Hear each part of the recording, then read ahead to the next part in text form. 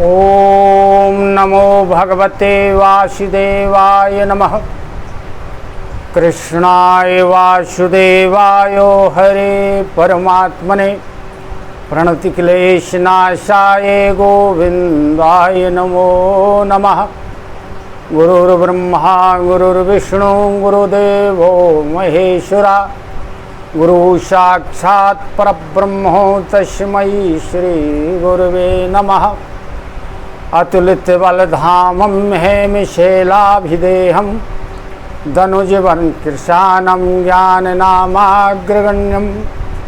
सकलगुणनिधानं वानराणामधीशं रघुपतिप्रियभक्तं वातुजातं नमामि।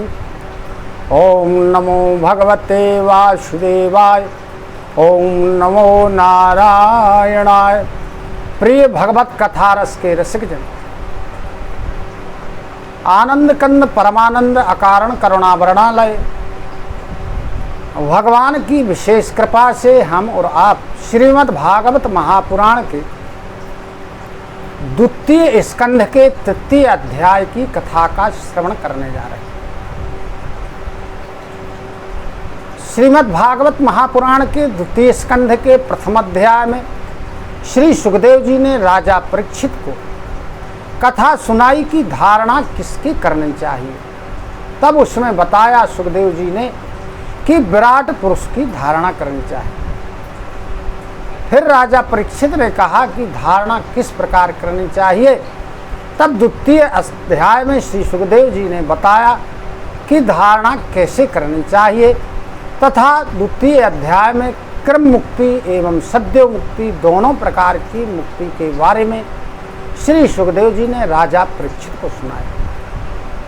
तृतीय अध्याय में श्री सुखदेव जी राजा परीक्षित को कथा सुना रहे हैं कि व्यक्ति को किस कामना के लिए किस देवता की आराधना करनी चाहिए। सुखदेव जी कहते हैं कि हे राजा परीक्षित, जो भी तुमने मुझसे पूछा था उसका उत्तर मैंने तुम्हें दे दिया है। अब मैं तुम्हें सुनाता हूँ कि मनुष्य को किस कामना के लिए किस देवता की आराधना करनी चाहिए। सुखदेव जी कहते हैं कि हे राजा परीक्षित, ब्रह्मवर्चस्व कामस्तु यजेत ब्रह्मणस्पतिम् इंद्रमिंद्रिय कामस्तु प्रजा कामः प्रजापति। जो मनुष्य ब्रह्म तेज का इच्छुक हो उसे बृहस्पति की, जिसे इंद्रियों की विशेष शक्ति की इच्छा हो, उसे इंद्र की, जिसे संतान प्राप्त करने की इच्छा हो, उसे प्रजापतियों की उपासना करनी चाहिए। जिसे लक्ष्मी चाहिए उसे माया देवी की, जिसे तेज चाहिए उसे अग्नि की, जिसे धन प्राप्त करने की इच्छा हो उसे वसुओं की, और जिसे वीरता की चाह हो उसे रुद्रों की उपासना करनी चाहिए। जिसे अन्न प्राप्त करने की इच्छा हो उसे अदिति की, और जिसे स्वर्ग की कामना हो उसे अदिति के पुत्र देवताओं की, जिसे राज्य की अभिलाषा हो उसे विश्व देवों की, जो प्रजा को अपने अनुकूल बनाना चाहता हो उसे साध्य देवताओं की उपासना करनी चाहिए। पुष्ट की इच्छा रखने वाले को पृथ्वी माता की, प्रतिष्ठा चाहने वाले को लोक माता पृथ्वी की और आकाश की उपासना करनी चाहिए। जो सौंदर्य की चाह रखता है उसे गंधर्वों की, पत्नी की प्राप्ति के लिए उर्वशी अप्सरा की, सबका स्वामी बनने के लिए ब्रह्मा जी की उपासना करनी चाहिए। आगे कहते हैं सुखदेव जी, यज्ञं यजेद यशस् कामः केश कामः प्रजेतुषं विद्या कामस्तु गिरशं दाम्पत्यार्थो मां सतीं। कहते हैं कि हे परीक्षित, जिसे यश प्राप्त करने की इच्छा हो उसे यज्ञ पुरुष भगवान की, खजाने की इच्छा रखने वाले को वरुण की, जिसे विद्या प्राप्त करने की इच्छा है, जो विद्या चाहता है, उसे भगवान शिव पति पत्नी में, दाम्पत्य जीवन में प्रेम और शांति बनाए रखने के लिए माता पार्वती जी की उपासना करनी चाहिए। धर्म उपार्जन हेतु भगवान विष्णु की वंश परंपरा चलाने के लिए, पितरों की बाधाओं से बचने के लिए, यक्षों की बलवान होने के लिए मर्दगणों की उपासना करनी चाहिए। निष्कामता प्राप्त करने के लिए भगवान नारायण की उपासना करनी चाहिए। अकामः सर्व कामो वा मोक्ष कामोदारधे तीव्र भक्ति योगेणो यजेत पुरुषम परम। सुखदेव जी कहते हैं कि हे राजा परीक्षित, जो बुद्धिमान पुरुष होते, यहाँ श्री सुखदेव जी ने राजा परीक्षित को समस्त प्रकार की इच्छाओं की कामना की पूर्ति के लिए उससे संबंधित देवताओं की उपासना करने के लिए कथा सुनाई। लेकिन आगे श्री सुखदेव जी राजा परीक्षित को कहते हैं कि जो बुद्धिमान पुरुष होते, यानी बुद्धिमान पुरुष श्री सुखदेव जी ने उसी को कहा है या श्री व्यास जी ने उसी के लिए लिखा है जो भगवान की शरण में जाता है। अतः यहाँ श्री सुखदेव जी राजा परीक्षित से कहते हैं कि जो बुद्धिमान पुरुष होते, वह चाहे निष्काम हो, चाहे कामना से युक्त हो,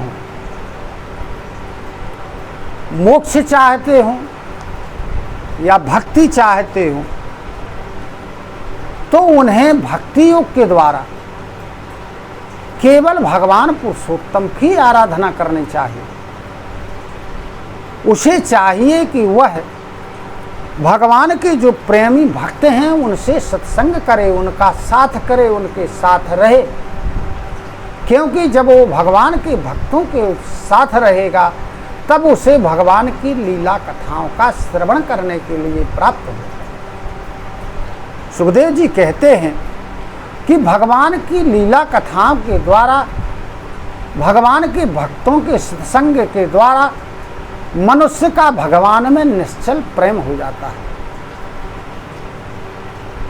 और ऐसे सत्संग से भगवान की लीला कथाओं का श्रवण करने को प्राप्त होता है और उन लीला कथाओं के श्रवण करने से मनुष्य को दुर्लभ ज्ञान की प्राप्ति होती है। जब उसे दुर्लभ ज्ञान की प्राप्ति हो जाती है तो मनुष्य का हृदय शांत हो जाता है और जो संसार सागर की जो लहरें हैं, तरंगे हैं, काम क्रोध लोभ मोह आदि, इनसे व्यक्ति मुक्त हो जाता है और उसकी इन विषयों में कोई आसक्ति नहीं रहती। भगवान से उसका प्रेम हो जाता है और जब भगवान से उसका प्रेम हो जाता है तब भगवान की लीला कथाओं के श्रवण करने का उसको चस्का लग जाता है। जब उसको भगवान की लीला कथाओं के श्रवण करने का चस्का लग जाता है, वह भगवान की लीला कथाओं का श्रवण बार बार करता है, तब उस व्यक्ति का हृदय शुद्ध हो जाता है और उसका कल्याण हो जाता है।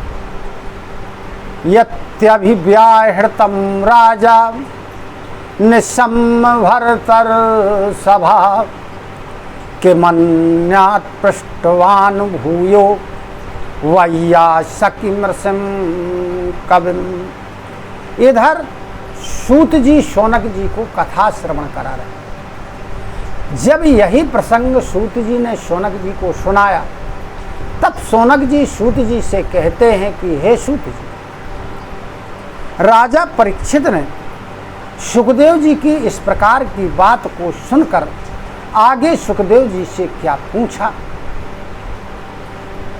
वह सब कुछ कृपा करके आप बताइए। आप सर्वज्ञ हैं, सब कुछ जानने वाले हैं, कृपया करके हमें वह सुनाइए। क्योंकि जो संतों की सभा होती है तो संतों की सभा में भगवान की लीला कथाएं ही होती हैं।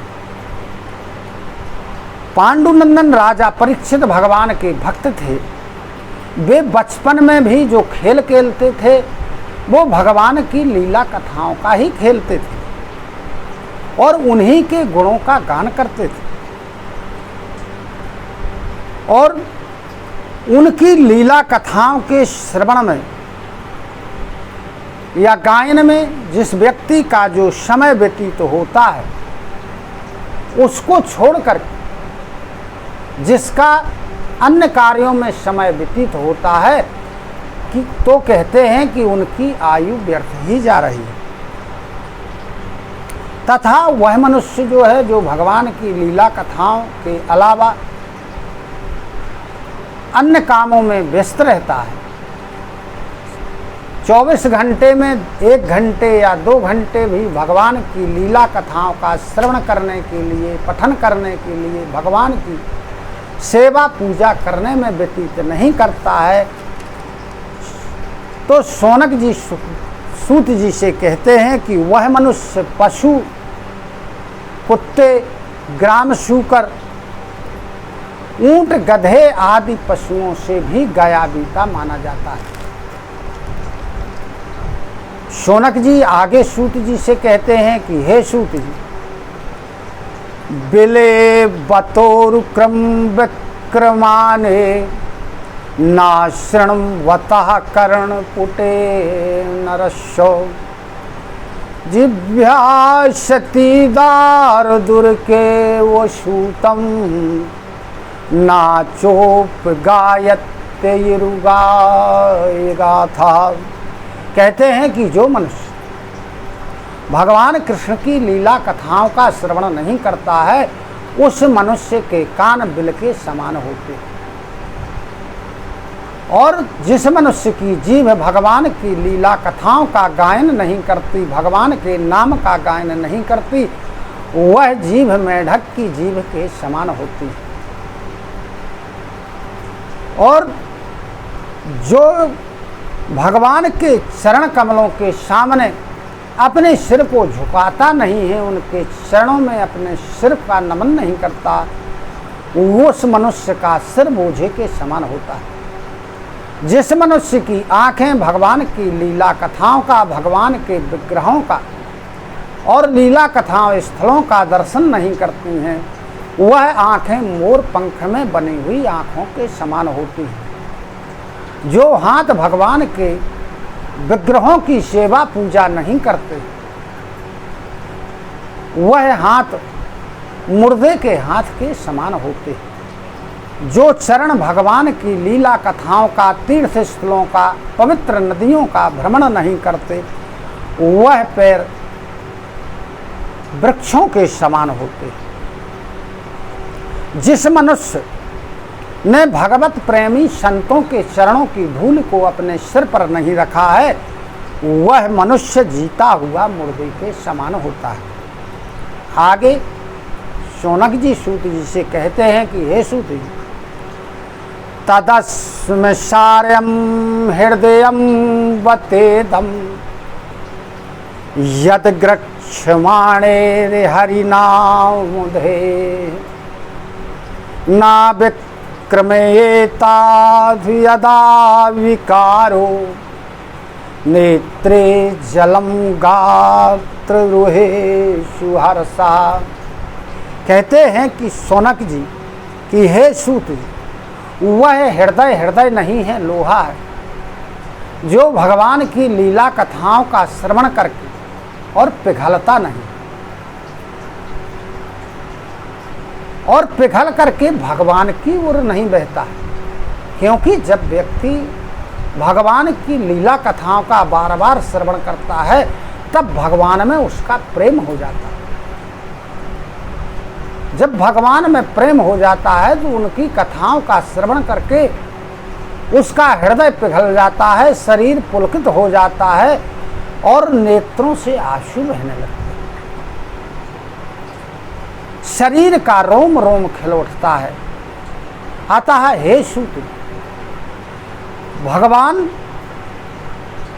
के परम भक्त राजा परीक्षित ने सुखदेव जी से यह कथा सुनी। इसे सुनने के बाद राजा परीक्षित ने सुखदेव जी से जो पूछा, फिर सुखदेव जी ने जिस प्रसंग को राजा परीक्षित को सुनाया, वह प्रसंग कृपा करके आप हमें सुनाइए। हमारी उसको श्रवण करने की तीव्र इच्छा है। तब जो शौनक जी सूत जी से पूछ रहे हैं, उधर सुखदेव जी राजा परीक्षित को कथा श्रवण करा रहे हैं। तो चतुर्थ अध्याय में आगे क्या कथा सूत जी शौनक जी को सुनाते हैं और सुखदेव जी राजा परीक्षित को सुनाते हैं, इसको आगे हम आप श्रवण करेंगे। ओम इति श्रीमद्भागवते महापुराणे पारमहंसायां संहितायां द्वितीय स्कंधे तृतीयो अध्याय। बोलो श्री वृंदावन विहारी लाल की जय। ओम नमो भगवते वासुदेवाय। ओम नमो नारायणाय कृष्णाय वासुदेवाय। हरे परमात्मने प्रणतक्लेशनाशाय गोविंदाय नमो नमः। ओम नमो भगवते वासुदेवाय। ओम नमो नारायणाय। हरि ओम तत्सत्। हरि ओम तत्सत्।